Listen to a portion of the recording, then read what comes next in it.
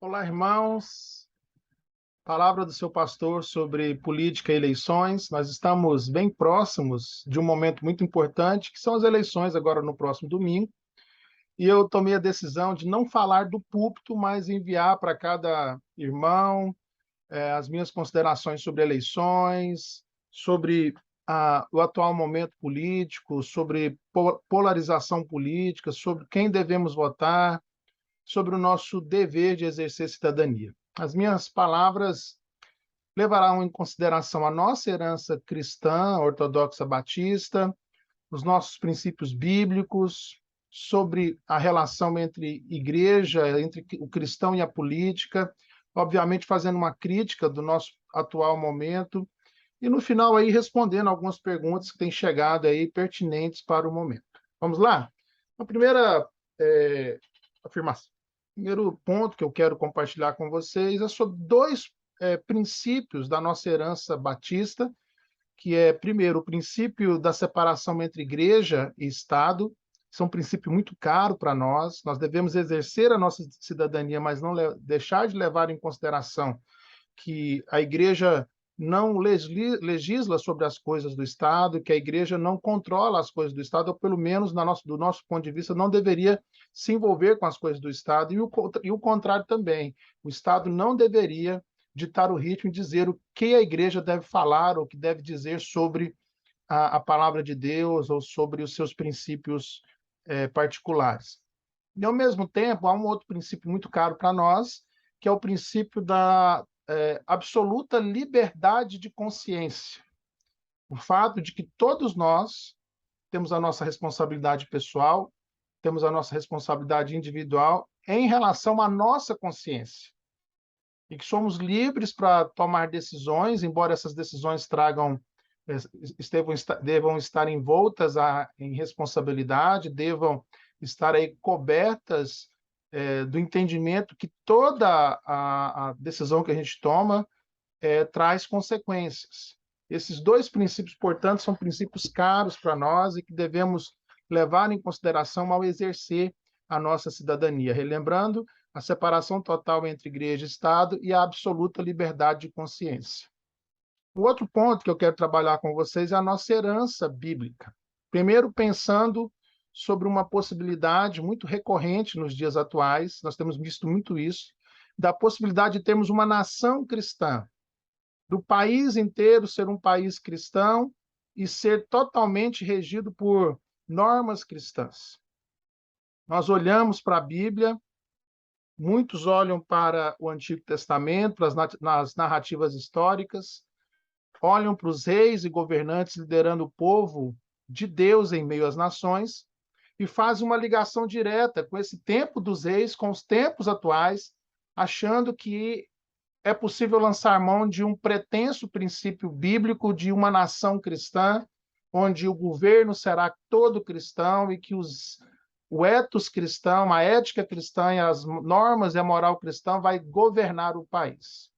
Eu respeito quem pensa dessa forma, mas eu não vejo base bíblica para defendermos uma nação que será inteiramente cristã e terá totalmente valores cristãos, embora os valores cristãos, através dos séculos, em algum momento influenciaram a formação dos estados, das nações, e em determinadas situações, valores cristãos acabaram, de fato, ajudando o país ser um país mais justo, mas nem sempre foi assim, e nem mesmo quando se tinha um governo cristão, em alguns momentos, você tinha a ética cristã, a moral cristã sendo vivida por todos.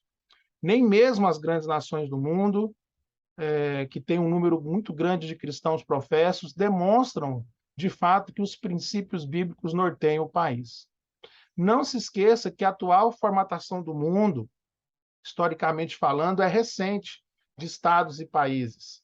Não dá para fazer um paralelo direto a forma que a Bíblia trata os povos e as nações com os povos de hoje. Por exemplo, o Estado de Israel, que é muito celebrado em algumas igrejas evangélicas, o Estado de Israel hoje não tem ligação política nenhuma com o reino de Davi do passado. Talvez os traços de descendência, a relação, né, que fica muito clara do judeu de hoje com o judeu de ontem, mas a organização política de hoje não tem nada a ver com a organização política nos tempos do Antigo Testamento, ou a organização religiosa do Antigo Testamento não tem nada a ver com o atual Estado de Israel, sendo que a maioria dos habitantes e cidadãos israelitas hoje são ateus confessos. Tem uma outra situação que eu não posso deixar de refletir com você, que é o fato de que a Bíblia diz em algum momento, lá no Salmo 33:12, como é feliz a nação que tem o Senhor como Deus. Feliz a nação cujo Deus é o Senhor. Muitas igrejas, muitos cristãos acreditam que, baseado nesse texto, pode dizer que nós teremos uma nação e que a nação será mais feliz se todos os seus líderes forem cristãos, quando isso também é uma má interpretação, né? Uma forma errada de interpretar esse texto, justamente por não ler o restante do texto, quando o texto diz como é feliz a nação que tem o Senhor como Deus, o povo que ele escolheu para lhe pertencer. Salmo 33:12. Ou seja, esse erro clássico de interpretação talvez aconteça simplesmente porque não se leu o versículo todo e não entende que esse texto não se trata de nações seculares se tornando nações cristãs. Aqui a interpretação coerente possível é que Deus está falando do seu povo como nação. Está falando do povo de Deus. No Antigo Testamento, o povo de Israel, no Novo Testamento, a igreja. A igreja, no Novo Testamento, é chamada de nação santa, lá em 1 de Pedro 2:9.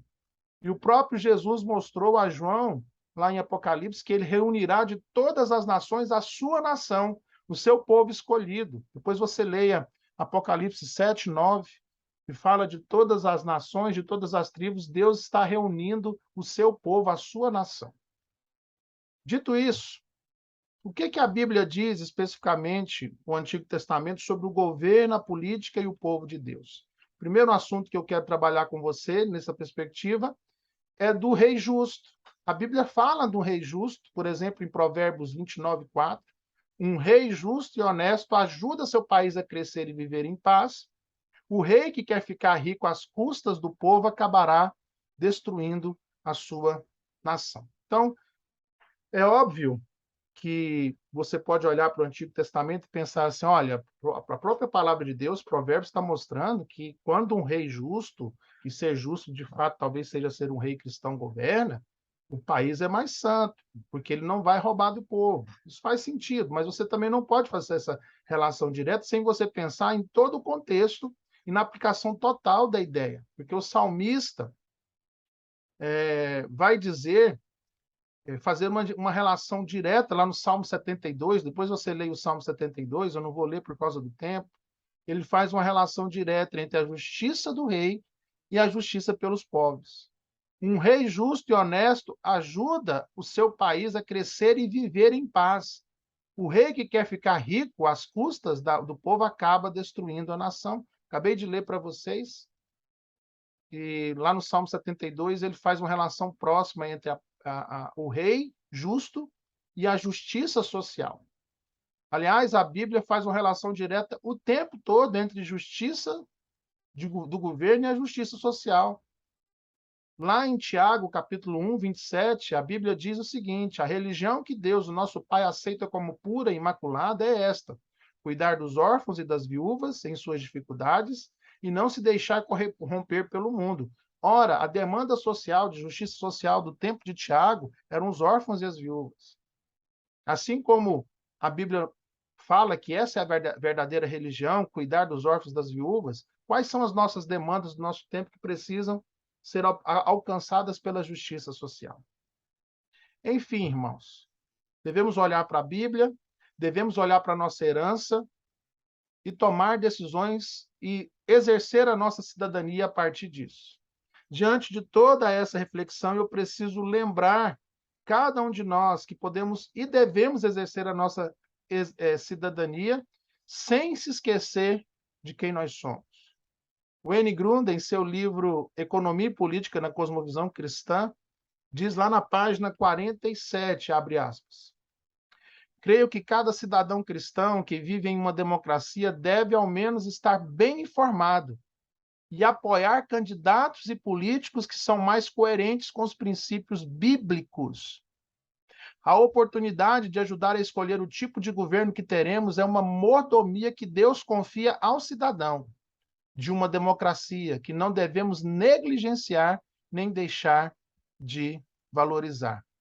É pensando nas nossas obrigações cidadãs que eu passo a responder algumas perguntas que sempre chegam para mim. Primeira pergunta que sempre chega, e eu vou responder à luz de algo que eu já respondi, já fiz 2 lives para a nossa igreja, uma de EBD e uma para os jovens falando sobre cristão e política, e a pergunta que muito chega para nós é a seguinte, o cristão deve ser de direita ou de esquerda? E aí eu vou relembrar esse livrinho aqui que nós estudamos aqui na igreja, Visões e Ilusões Políticas, citar aqui o Coises, David Coises, que diz o seguinte: qual é a melhor visão política para o cristão adotar? Acredito que não existe uma resposta exatamente direta a esse questionamento. Todas as ideologias políticas, por serem criações de homens caídos, possuem aspectos idolátricos, uma de forma mais acentuada, outra de forma menos acentuada, sem dúvida. Todas as ideologias políticas, por serem criações de homens criados à imagem e semelhança de Deus, possuem aspectos de verdade, umas bem mais, umas bem menos que outras, isso é inquestionável. Nenhuma delas deve ser aceita de forma irrefletida pelos cristãos, para que isso não se torne idolatria. O cristão precisa ser crítico a partir de uma cosmovisão biblicamente orientada e retendo aquilo que há de bom nelas e rejeitando o que há de mal. Ainda, Tim Keller, no seu livro Justiça Generosa, apresenta uma visão muito pertinente e biblicamente coerente, pois ele explica, irmãos, que a relação do cristão com a política vai para além de rótulos partidários e ideológicos propostos, por exemplo, por alguns candidatos e suas siglas. Isso porque o contexto social da antiguidade era diferente dos dias atuais. Diz ele, abre aspas, por exemplo, seguindo tanto a Bíblia quanto a igreja primitiva, os cristãos devem estar comprometidos com a justiça racial e os pobres, mas também com a compreensão de que o sexo é apenas para o casamento entre um homem e uma mulher e para a manutenção da família, disse ele. Uma dessas visões, para Keller, parece liberal, a de que nós devemos nos preocupar e que a Bíblia se preocupa com questões raciais e dos pobres. E a outra parece opressiva, conservadora, de que o sexo é para o casamento, e o casamento entre o homem e a mulher, e que a família, que é relatada ali no Gênesis, é o conceito bíblico, é o ensinamento bíblico sobre família. Ou seja, 2 situações que parecem militarem espectros diferentes, mas que estão na palavra de Deus. Ou seja, as posições cristãs históricas, segundo Tim Keller, sobre questões sociais, não se encaixam aos alinhamentos políticos contemporâneos. Ou seja, meu querido, o sequestro de parte da teologia bíblica, da ética cristã por ideologias humanas, não podem nos tornar omissos e nem nos jogar para os extremos. Nós precisamos estar centrados nos ensinamentos bíblicos, reafirmar o nosso compromisso com o valor da vida, nosso compromisso contra o aborto, o nosso compromisso contra a pena de morte. Precisamos reafirmar o nosso compromisso com os valores da família, com o valor da família, do casamento hétero. Precisamos reafirmar o nosso compromisso com o valor dos oprimidos, com a justiça social, que é claramente defendida em toda a Bíblia, com o direito dos pobres, dos órfãos, das viúvas, dos menos assistidos. Sendo assim, irmãos, respondendo essa pergunta, ou seja, eu acho que eu respondi para você, né? Nem a direita, nem a esquerda, mas há premissas na direita, há premissas na esquerda, como, por exemplo, a justiça social de um lado e o casamento entre o homem e a mulher, o sexo só no casamento de um outro, que são importantes, nós devemos defender isso. Sendo assim, em quem eu devo votar? Pastor Fernando falando, os meus votos, irmãos, serão definidos na tentativa de encontrar um equilíbrio entre esses pontos claramente bíblicos. Eu não votarei em candidato que se diz ser contra o aborto, mas que não tem um projeto de inclusão social, que olha de maneira prática para o pobre. Mas eu também não votarei em quem fala a favor de justiça social, a favor do pobre, mas ao mesmo tempo se declara a favor do aborto. Eu vou procurar um equilíbrio. Eu, pessoalmente, entendo que há uma tentativa de fazer uma cortina de fumaça de todas as partes para nos controlar. De um lado, alguns vão dizer que não existe doutrinação educacional, que não há marxismo cultural e que não há uma tentativa de fazer a cultura cristã morrer, uma cortina de fumaça. Do outro,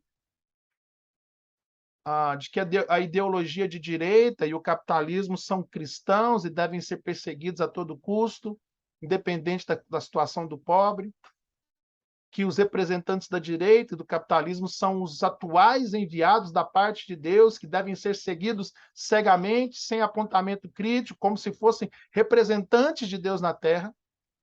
Essas duas cortinas de fumaça de ambos os lados nos afastam da nossa herança, da nossa tradição, da teologia bíblica e nos empurra para o pecado e para, principalmente, a idolatria. A vida do cristão não pode ser cooptada por nenhuma ideologia, por nenhuma bandeira. Inclusive, para o cristão, a nossa bandeira não é vermelha e nem verde e amarela, porque a nossa bandeira é Jeová Nissi. Jeová Nissi, nossa bandeira. Ele é quem nós defendemos, ele é quem nos defende. A nossa relação é mais importante do que qualquer bandeira. A nossa pátria, irmãos, a única e verdadeira pátria é a pátria celestial. Não é nenhum país, e nenhum país pode substituir ou comparar-se com a pátria que nos é reservada no céu. Sendo assim, o que eu vou levar em consideração nas próximas eleições e recomendo você também. Eu coloquei aqui uma escala. Primeiro lugar, que deve estar em primeiro lugar na hora de você exercer sua cidadania ali no domingo. A sua herança e a sua teologia bíblica. A nossa fé. Em segundo lugar, os ensinamentos bíblicos. Aí depois vem a sua profissão, a defesa do seu bairro, da sua cidade, da sua família. Nós não podemos colocar, por exemplo, a defesa da nossa entidade de classe, por exemplo, acima da nossa fé, dos nossos ensinamentos bíblicos. Porque se você coloca, você corre o risco de talvez votar em alguém que está cooptando você naquela cortina de fumaça. Muito cuidado. Muitos estão perguntando assim, pastor, o senhor pode me dar uma colinha? Já deu alguma colinha para alguns, mas afirmando aqui que não me manifestarei sobre o voto majoritário para presidente, mas posso passar para você no privado aí um deputado estadual, um deputado federal, que eu entendo que, ao votar neles, eu trarei um equilíbrio no meu voto entre justiça social, entre a teologia bíblica, entre os valores da vida, o valor da família, os valores da família, os valores de justiça social. Por fim, irmãos, não negligencie a nossa herança, a nossa tradição, separação total entre Estado e Igreja, da consciência do indivíduo, da liberdade de consciência do indivíduo. Não negligencie a nossa teologia bíblica, que mostra que a nossa pátria não é aqui, a nossa pátria é celestial. E também não negocie a sua cidadania. Vá votar. O seu pastor nunca vai tentar cooptar você ou direcionar o nosso púlpito para um posicionamento político, mas eu quero dizer para você, exerça a sua cidadania. Vá votar como um cristão. Vá votar com a bandeira de Jeová Nissi. Vá votar buscando a paz. defendendo, não de maneira ideológica, os valores cristãos, a justiça social. Vá como alguém que não se encaixa por ser servo do Deus Altíssimo, discípulo de Jesus, que não se encaixa em nenhuma ideologia, a não ser na ideologia da proclamação do Evangelho. Que, aliás, deixa eu dizer para você a última palavra: o Evangelho não precisa de defensores. O Evangelho tem resistido a todos os tipos de perseguição e ataques através dos séculos. A igreja institucional e o pastor de uma igreja local como eu pode até estar em perigo em determinados contextos ideológicos. Eu creio que pode estar. Mas o evangelho nunca esteve e nunca estará em perigo, pois ele é o avanço do reino de Deus na terra e nada pode resistir e nada pode deter o avanço do evangelho até que Cristo volte. Na hora de votar no domingo, leve em consideração tudo isso que o seu pastor colocou para você. Todas essas recomendações.